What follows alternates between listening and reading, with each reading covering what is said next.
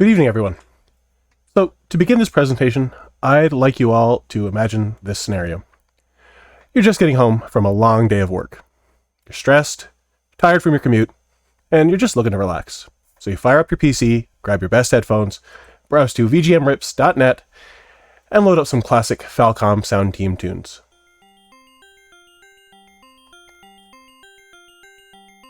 You let the FM tones of the OPN chip wash over you and dissolve away the stresses of the day. Let's just sit back and relax and enjoy this beautiful tune for a moment, shall we?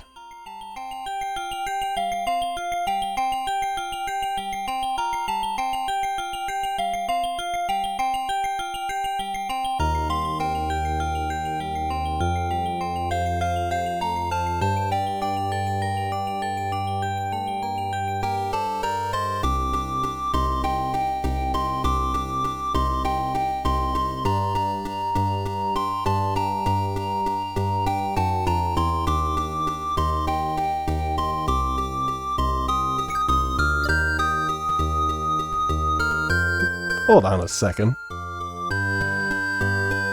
Did you catch that at the end there? Let's play that again, except this time we'll isolate one of the sound channels.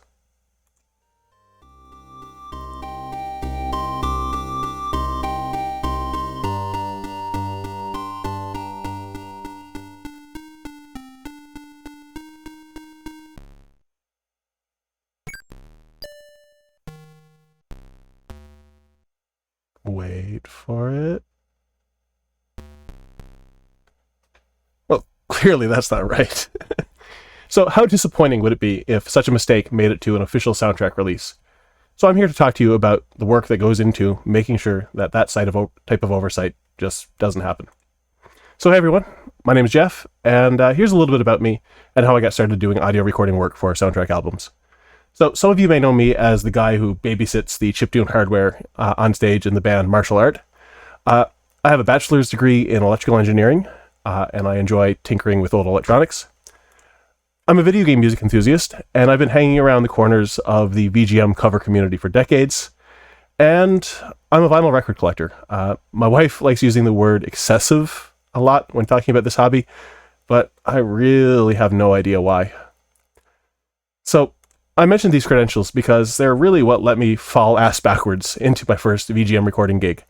I hang out in a VGM vinyl Discord, and some combination of me spouting off about the errors on past soundtrack releases and talking about my chiptune work got the attention of the Ship to Shore Phonoco record label, which led to me working on audio recordings for some of their game soundtrack album releases.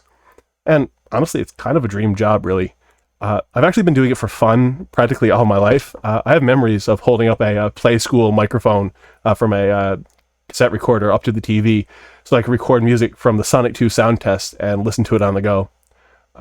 So, confession, those are actually not me. Those are photos of my son that I shot last night, but I swear the story is true. So in the past few years, I've provided soundtrack recordings for about a dozen game soundtracks that have been released on vinyl and CD over the past few years on a few different labels. And there's about a dozen more or so that I've done work for that are due to be announced in the next year or so. So let's just get straight to the question posed by the title of the panel. What are you missing when listening to VGM Rips on YouTube? The short answer is, honestly, not much. Well, thanks for watching, everyone. I hope you guys enjoyed the panel. In all seriousness, though, the reality is, and I really want to make sure that I drive this point home, a lot of the classic VGM that you'll find online, on YouTube or otherwise, is perfectly okay for casual listening. I mean, there's obviously some sources that do a better job than others, but even still, I can't do anything but applaud the efforts of the individuals and communities who work to rip and archive video game music on YouTube or on dedicated sites like vgmrips.net. The work is vital for the preservation of VGM. I mean, there's so much great music that would be practically inaccessible for the average person, or even worse, completely unknown if it wasn't for the efforts of these people. All that said, though, I'd be lying if I said if I hadn't encountered issues, errors, and oversights in some of the VGM that's disseminated on YouTube. And the unfortunate reality is, in a lot of cases, the versions that are the easiest to find are often not the greatest. So if you do a YouTube search, say, for Castlevania NES soundtrack, these are the top 3 results. And I'm sure anybody who's looked for NES music on YouTube is probably familiar with the face in the thumbnail of the first result there, and the sound quality associated with it. But to make sure that everybody is on the same page, I'm going to play an audio sample for you all.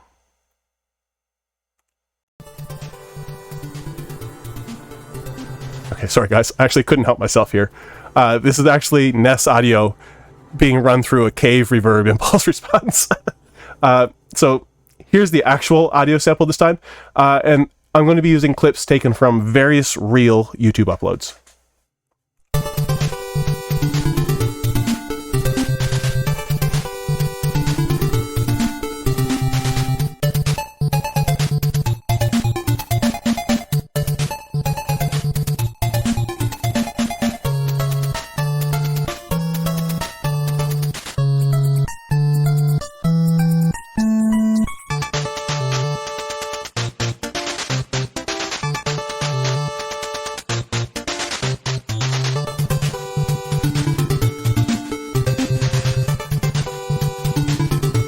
That last one gets me every time. It actually might be more unpleasant sounding than my cave version from before. So yeah, WeGuy's 8-bit stereo is probably the lowest hanging fruit to pick when calling out the quality of VGM sources that you'd find on YouTube. And indeed, it was their audio that you heard in the first sample of that clip there. But I think it's clear that they're not even the worst offender of the 7 different uploads that were featured in that clip. And to their credit, WeGuy, aka Nico, does actually acknowledge in all of their video descriptions that these mixes do not represent the true, original, or actual stereo that the NES has, and that these are just another way of listening to the greatness of 8-bit music. But still, I'd be lying if I wasn't just a little bit disappointed that their reverb-drenched mixes are pretty consistently in the top results when searching for NES music on YouTube. So, I think this first example demonstrates one of the common issues with online sources for VGM, poor sound quality. I mean, it's not just reverb and stereo processing. Distortion and sometimes background noise are a concern here too. So how do you avoid these issues when working on audio for an official soundtrack release? You go to the source, and I like to use the original hardware that the music was produced for. So, I could probably talk for hours about this alone, so I'm going to try to be brief and boil it down to just the bare essentials here. When you're looking to record audio from old video game hardware, it's often not enough to just identify and track down the best sounding hardware variation that exists. In many cases, it's actually possible to improve the sound through hardware modifications. So by isolating and removing as many sources of noise and interference as possible, you can often obtain audio recordings that sound clearer and cleaner than what would normally be possible with an unmodified console. And in some cases, such as with a SNES or a PlayStation 1, for example, there are actually documented modifications that you can do that will add a direct digital audio output that's actually really well suited for this work. With these mods, you can capture perfect bit-for-bit accurate audio completely free of all external noise. In some cases, though, more drastic mods are required. So this is the NES that I use for most of my audio work. It's also the same one that I use for the majority of my live performances with martial art. So same as the other consoles that I mentioned, there are actually some well-documented modifications that you can do to get cleaner and more direct audio. So you can see here that I've actually tapped signals off of the 2A03 chip in order to bypass some of the mixing and amplification circuitry that contributes noise to the audio output of a typical NES. But there's some other mods that are perhaps just a little less well-known. So did you know that you can actually cut the video output pin of the PPU? And if you do so, you can actually reduce the audio noise just a little further. I mean, it does have the side effect of, completely disabling the video output and making the console useless for gaming. But it's actually a pretty simple mod, and it could make a noticeable amount of difference. So for my console, I've actually added in a switch that allows me to disable it only when I need to make an audio recording. So to illustrate the benefits of these modifications, let's do a quick comparison of the baseline noise levels. So first up, here's what an unmodified Famicom sounds like running a copy of the game Gimmick. And I've chosen this specific game for reasons that I'll get into in a moment. So I should probably mention, I've amplified this sample for the purposes of the demonstration. It's not that loud in reality, but you get the point. So what do the hardware modifications that I mentioned before get you? So here's a sample. Again, I've amplified it for demonstration purposes, but it should demonstrate just what kind of improvement you can get. So as you can hear, it's still a little bit noisy, but it's actually a pretty noticeable improvement if you compare just the numbers. So if you look at the peak levels, it's actually about a 12 decibel reduction, which isn't nothing. And it's also worth noting here that I'm only comparing the specific hardware changes that I've mentioned there. Depending on the specific game that you're working with, you can actually do things like disabling video rendering at the software level, which can further reduce some of the noise in the audio. So I'm not just using Gimmick so I have an excuse to show off the cartridge that I own. The game itself actually contributes a decent amount of the noise that you heard in both of those samples. So it's pretty well known that the Gimmick cartridge includes an audio expansion chip known as the Sunsoft 5B, which allows it to produce a few extra audio channels, which contributes to the richer sound that the Gimmick soundtrack is known for.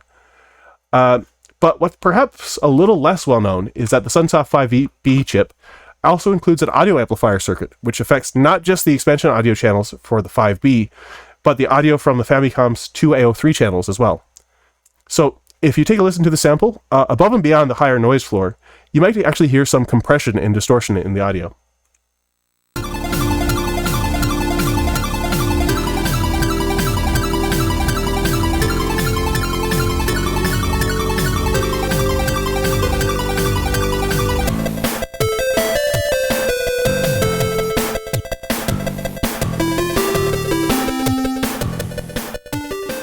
So I should point out here that that's a completely unmodified sample. That's a raw recording taken from a mostly unmodified Famicom running a copy of Gimmick.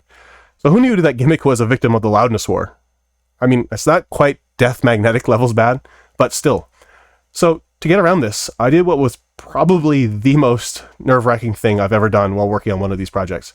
So I took this Gimmick cartridge, the one that I spent almost $500 on. So the one that arrived earlier that same day, actually. And I took it, put it in a vise, and cracked open the cartridge, bypassed the audio amplifier circuit, and tapped the audio signal directly off the game's PCB. I'm actually starting to get like stress symptoms, I'm getting goosebumps thinking about this again. So let's just take a listen to how the modified cartridge sounded.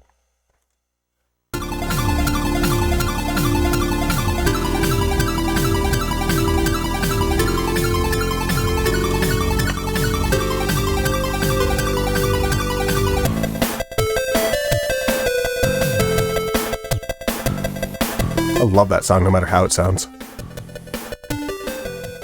So I'd argue that the clarity of the new recording was worth the effort, no?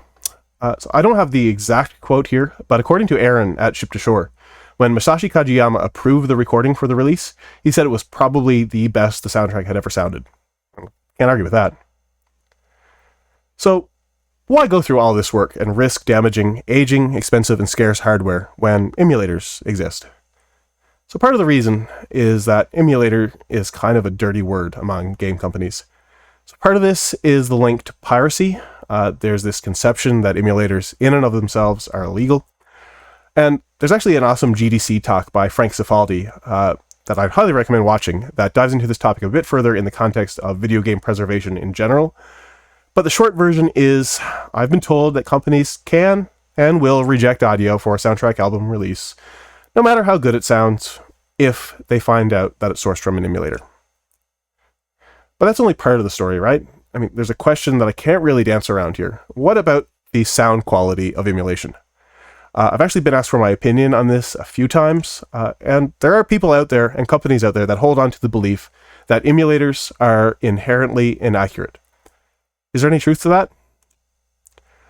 The reality is that there's actually been a great effort to completely reverse engineer hardware and improve the accuracy of audio emulation, and the strides have been huge, especially in recent years.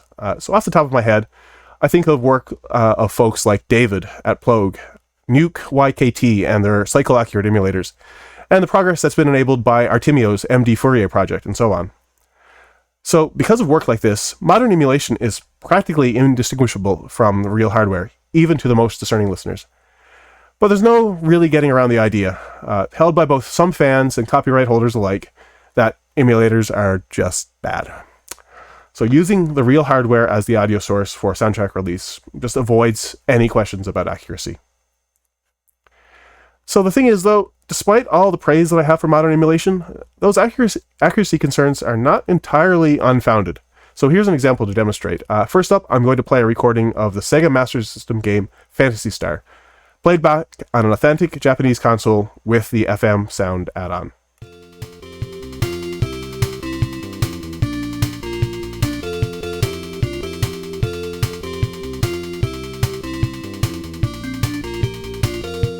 So pay attention in particular to the sound of the drums and percussion.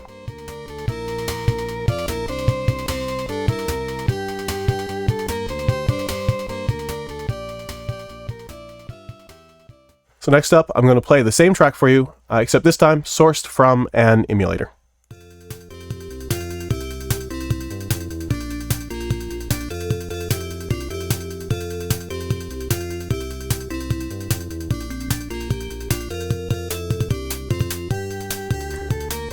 So I played this sample for my bandmate this morning as in preparation for this panel, and he asked me if this is where Metallica got the inspiration for the Saint Anger snare. So the drums are noticeably more metallic and thin sounding than on the real hardware. So what's the emulator that I'm using here? Embarrassingly, it's actually the Sega Ages port of Phantasy Star that was released on the Nintendo Switch. So it's kind of funny. The publishers are apparently so worried about bad emulation on soundtrack releases done by third parties, yet this is what they use in their own game reissues. The differences are so noticeable that when the Phantasy Star vinyl release was announced, the one that I worked on, I actually felt the need to caution people that if they were expecting something that sounded like the Switch release, they might actually be surprised by the audio that was on the record. So personally, I think the hardware sounds noticeably better than most available emulators. But I want to emphasize the word most here, because after making this recording, I found out that there is in fact an accurate emulator for this sound chip, and it's actually found in the Porta FM plugin made by Plogue. So the lesson here is, if you're working on a game reissue, hire PLG David to do your audio emulation work. So that demonstrates the second thing that may be missing from the VGM that you listen to online, and that's accuracy. So when we're preparing an audio recording for an official release, it's important to ensure that the sources that you're using are true to the original hardware that the music was programmed for. However, that's really only part of the battle here. So when you're using original hardware, you have to be certain that the methods that you're using to play back the songs themselves produces music that is true to how it is intended to sound. So let's stick with Phantasy Star for an example, for the second example here. I'm going to play clips from two versions of the opening tune from Phantasy Star 2. And while we're listening to them, I'd like you all to think about these questions. So which one do you think is the song that is heard in the game? Which one do you think you'd find on YouTube or on a site like vgmrips.net? And which do you think made it onto the official CD release that came out in Japan in 2008? So first up, here's version A.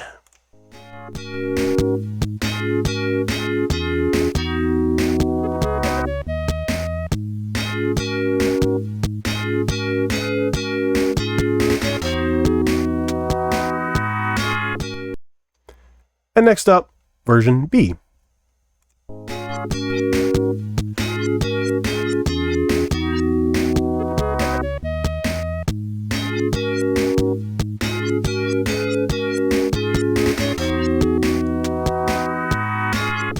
So I'm sure you guys noticed that little whip sound that's present on some of the notes in version B there. So to explain what's happening here, let's talk about how I recorded the soundtrack. So Phantasy Star 2 has an in-game sound test, which is usually pretty convenient for this sort of work. There's two issues in this particular case, though. First being that the sound test isn't easily accessible through a menu or a cheat code. It's actually an NPC that you encounter midway through the game. And to make things worse, he'll only play the songs for the areas of the game that you've already been to, which renders a lot of the late game songs inaccessible. So how did I get around this? My first attempt was some trivial ROM hacking, actually. I altered the game to put the sound test at the very beginning of the game. It's literally the first door that you can access once you take control of the character. And I unlocked the full track list by default. Oop, I intended to show a video there. Let's go back. There we go.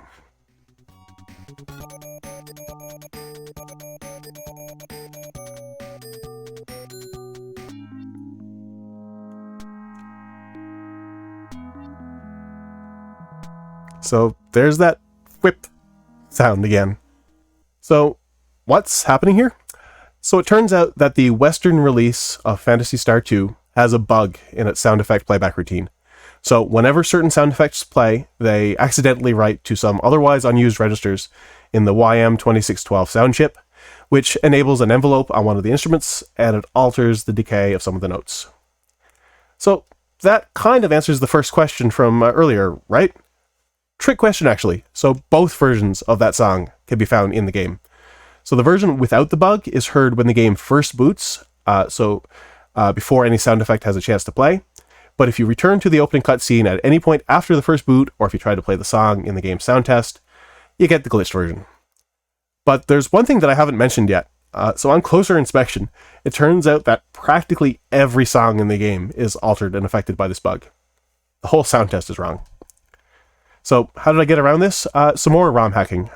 So I created versions of the game through ROM hacking that all they did when they booted up was play back a song. So 23 songs on the soundtrack, meaning I created 23 individual ROMs. So since I didn't need to interact with the game at all at this point, I can also disable the video output at the software level, which actually had the added benefit of reducing interference coming from the Sega Genesis VDP and improve the overall sound quality, so like a double win there. So I ran the ROMs I created on real Genesis hardware with the aid of a flash card, and from that, I recorded the audio that's being used on the official soundtrack release. So I think this goes to show that despite the concerns surrounding it, emulation is practically essential for this sort of work, even if the final recordings are being sourced from real hardware. And Phantasy Star 2 isn't an exceptional example here, so I've had to do similar amounts of reverse engineering work when working on other soundtrack recording projects. And the resources that have been developed by the retro gaming community, emulation communities, and ROM hacking communities are just straight up vital for this work. So, as for the rest of the questions, these answers actually may surprise you here. The soundtrack download that is available on vgmrips.net is sourced from the sound test, I believe anyway, and therefore it has the bug. And somewhat unsurprisingly, many of the versions that are on YouTube have the same issue, since they're probably derived from the same set of VGM rips. But in an interesting twist, the first YouTube result that I see anyway is actually the bug-free version, version A. And lastly, what was on the official CD release that was put out in Japan by Wavemaster a couple years ago?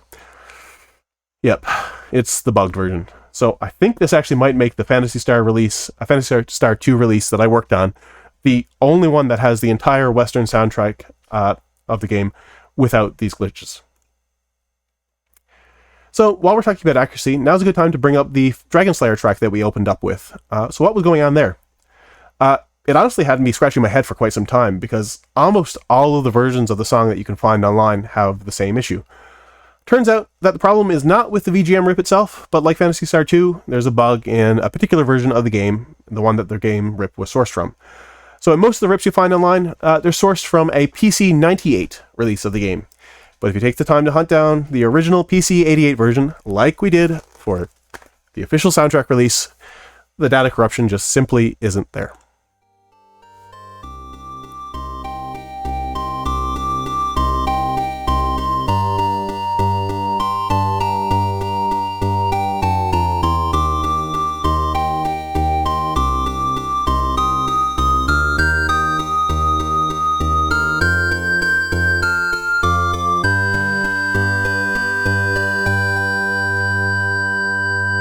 That's a much more satisfying ending.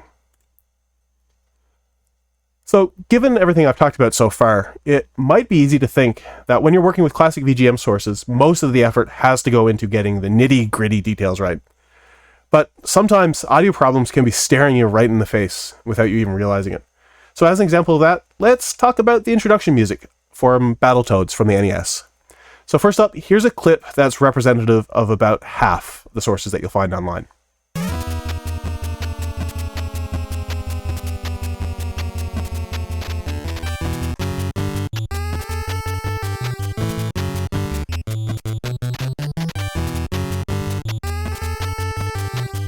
So if you're only familiar with this game through emulation, or through the NSF rips that have been circulating online for decades now at this point, that might sound completely fine.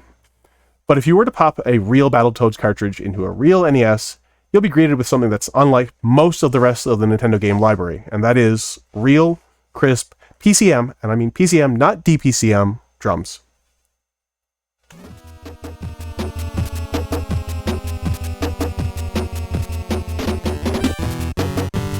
Kind of makes the first version sound empty, doesn't it?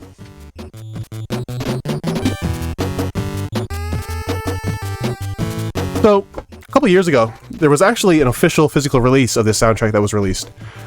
So surely any label putting out an official license release would put the care in to get it right. Right? Let's listen. Yeah.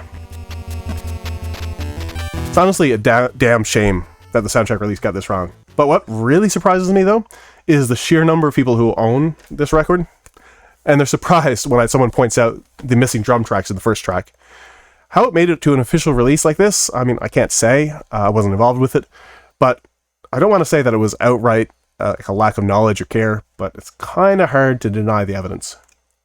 So, interesting postscript. A few years after this final release, IM8-Bit announced that they were going to be producing a soundtrack album for the 2020 Battletoads game.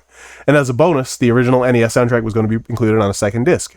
So actually, they posted a teaser video to their Twitter account prior to the announcement. So let's listen to this.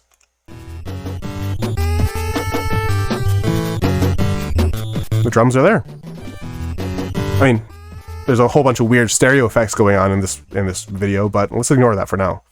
So it looks like they're making amends for their past errors, right? Here's what the new record sounds like.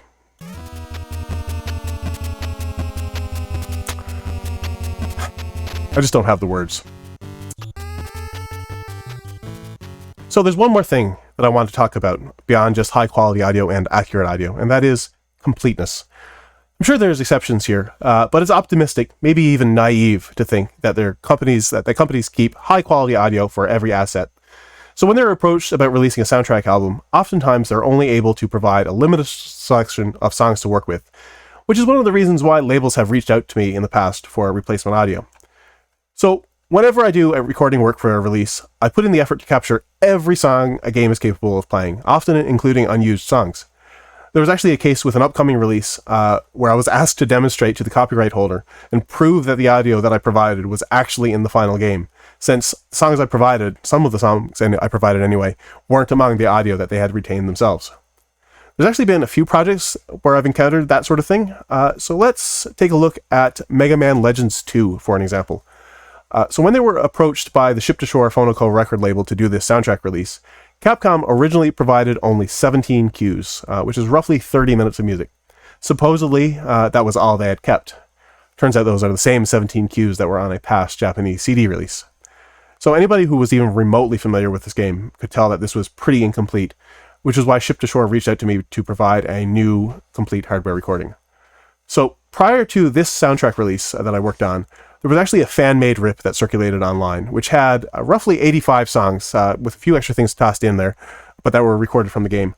But you can actually tell that it was recorded directly from gameplay, on top of some noticeable distortion and clipping in the audio.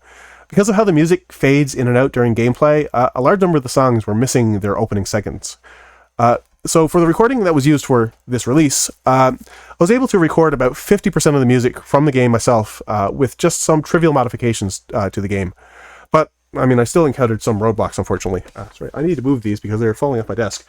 So yeah, I still encountered some roadblocks, but this is where the fan ripping community was able to help me out. I got in touch with a fellow who goes by the name of Squaresoft74. They're a PlayStation music wizard, and they're responsible for a respectable number of the PSF rips that you'll find online. So it turns out they had already started working on reverse engineering the compression format used by the game. And by combining our efforts, we actually ended up providing a total of 88 tracks, totaling roughly 2.5 hours of music to the label. I think it goes to show that odds are passionate fans are better equipped to get high quality and complete audio sources, especially when it comes to classic game hardware. The story has a bit of a bittersweet ending though, so for the final release, about an hour's worth of music could not be included. Now, in the label's defense, some of what was left out were redundant alternate versions of tracks that really didn't add that much. And I mean, I know it's not always feasible to release a complete version of a score for one reason or another. I mean, a complete score doesn't always make for the best album listening experience anyway. But for the completists out there, there's an accurate PSF rip that's out there in the wild per se that can fill the void. So I realize that the premise of this panel might have come across as YouTube bad, official soundtrack release is good. But I think the reality is not quite as black and white as that.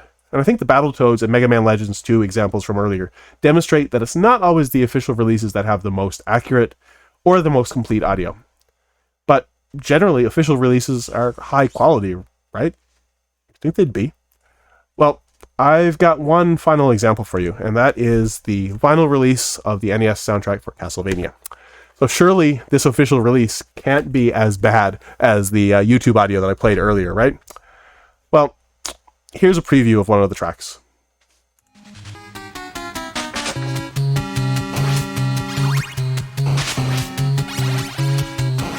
This is actually what's on this record.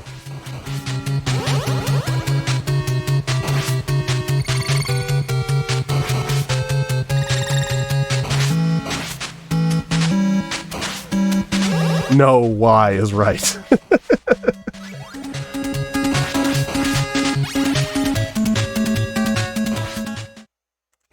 So, yeah, I think that kind of speaks for itself. I think it's a good example to demonstrate why it's worth putting in the effort to get new, high-quality recordings for soundtracks. I mean, I think it's a shame that Mondo never commissioned new recordings for this release. I mean, instead they opted to use a 25-year-old recording, same one that Konami used on a CD back in 1990. I can't imagine anybody thought it sounded good on that CD, so it baffles me that it made it to a modern vinyl reissue. I think it's just more than this, the bad sound quality here. It suggests a lack of care. And that brings me to my final point. It's not just about high-quality audio, accurate audio, or complete audio. I mean, don't get me wrong, those qualities are still pretty important, and any official release that's worth your time, energy, and money should strive to hit those targets. But I think, above all else, any VGM source, especially soundtrack releases that are official, should show respect for the music and perhaps, moreover, love for the music. And really, I think that's something that you find that isn't missing from most of the VGM that you'll find online. So, that about wraps up my panel. I see I've got a bunch of time left. I hope you guys have enjoyed this little peek behind the curtain into the effort that goes into sourcing good audio for soundtrack releases. So thanks for your time and attention, but I want to open up the floor to any questions. So if anybody in the chat has anything they want to ask me about my audio recording work or this kind of thing in general, feel free to ask now. I'll try to answer it here and now.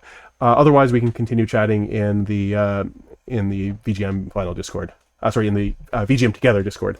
I'm also in the VGM Vinyl Discord. So I see Jer asked, what's the best release of the Chrono Trigger soundtrack that you should listen to until the day you die? Whatever one you like the most. I can't speak to the quality of the official CD release that came out in years past. I will say that SNES emulation is generally pretty accurate. There's cases where I've recorded hardware, like my real hardware, and compared it with an emulation recording. I really can't tell the difference. Like, their emulation for SNES has been good for a really, really long time. So chances are most of the sources that you're going to find for Chrono Trigger are probably going to be sounding good.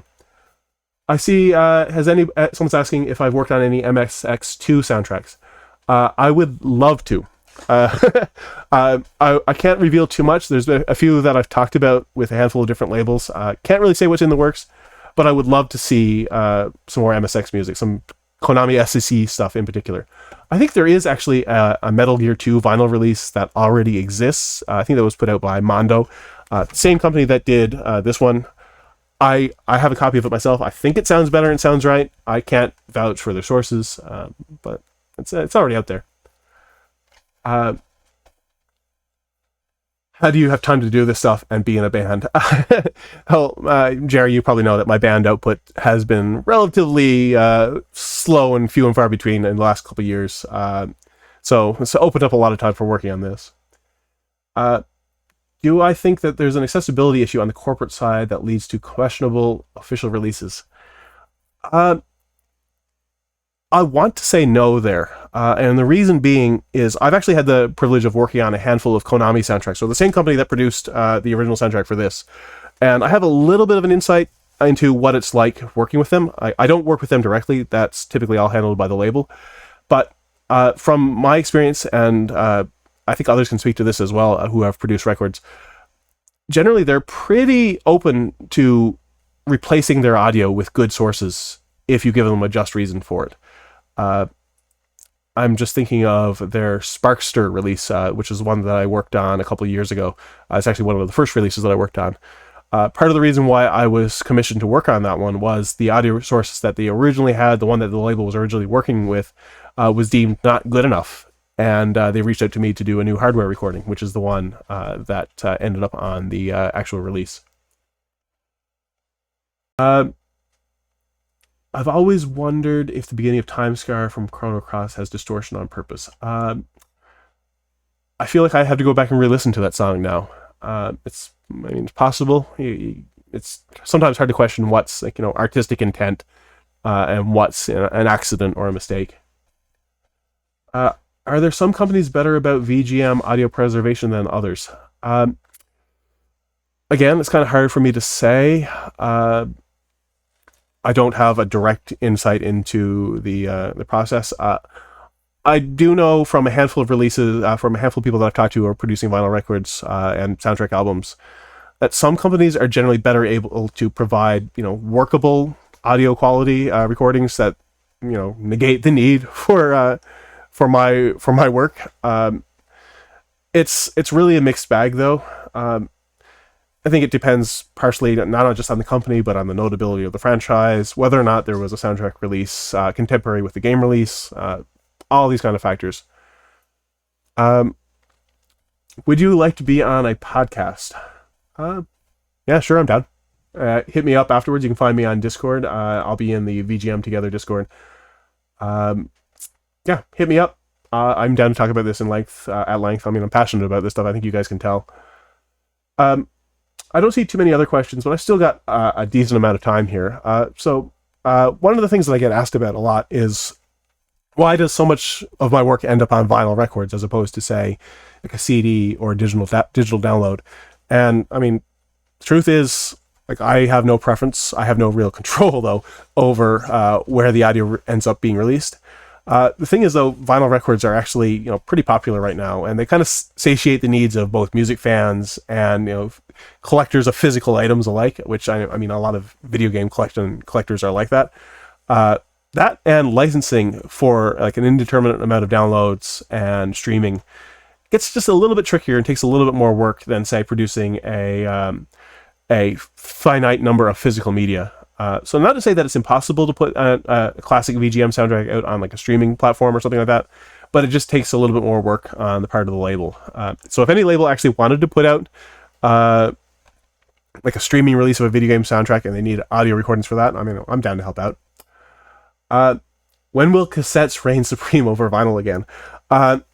Funny story.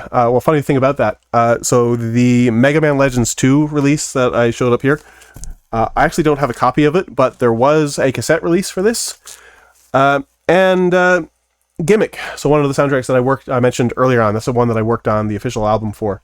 That is getting a vinyl and a cassette release. I think I would, of all the things I've worked on, that's one I would love to see my audio being used on a CD release.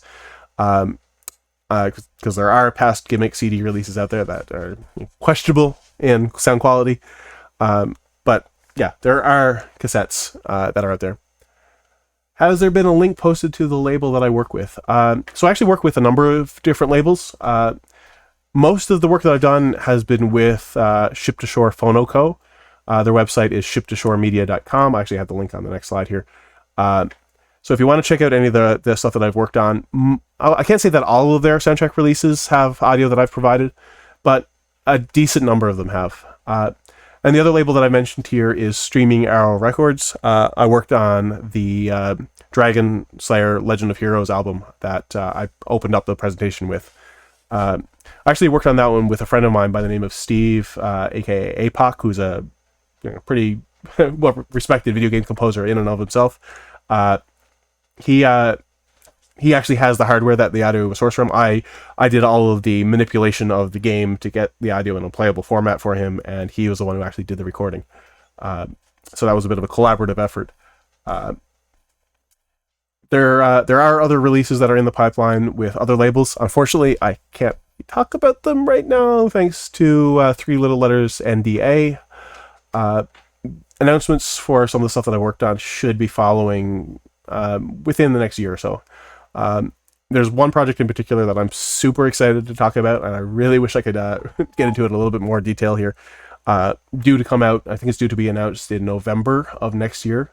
We're already planning releases out over a full year in advance right now.